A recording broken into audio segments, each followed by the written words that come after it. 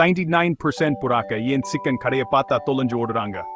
ஆனா இந்த புறாவுக்கு அது யாரும் சொல்லல போல. ஒரு புறா பேரு பீட்டுன்னு வச்சுக்கோங்களேன், ஒரு சிக்கன் கடைக்குள்ளே தைரியமா நடந்து போகுதுன்னு கற்பனை பண்ணுங்க. நல்ல தில்லதானே பீட்டர்?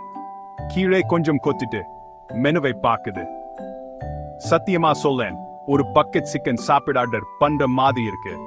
கடையில இருக்கிறவங்களுக்கு எல்லாம் சிரிப்பு தாங்க முடியல.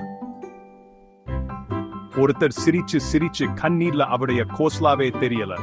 பீட்டரோ, ஏன் இவங்க எல்லாரும் இப்படி சிரிக்கிறாங்க நீ யோசிக்குது. அது கவுண்டர் மேல ஏறி உட்கார்ந்துக்குது. கடைக்கு சொந்தக்கார் மாதிரி கல்லாவுல இருக்கிறவரு ஷாயா, இங்க புறாக்களுக்கு நாங்க சாப்பாடு போட மாட்டோம்னு சொல்லாரு. பீட்டர் தலைய சாய்ச்சு, உங்களுக்கு தான் நஷ்டம் அப்படின்னு சொல்ல மாதிரி பாக்குது. கடைசியில பீட்டர் அங்க இருந்து கிளம்புது. அடுத்தது ஒரு பேக்கரிக்கு போலாம்னு நினைச்சுக்கிருக்கும் போல. இதுல இருந்து நமக்கு என்ன பாடம்? புறாக்களுக்கும் சூட நல்லா சாப்பிட ஆசைதான், இல்லன்னா சும்மா சுத்தி பார்க்க வந்திருக்குமோ? ஏன் ஜோக் புரியுதா?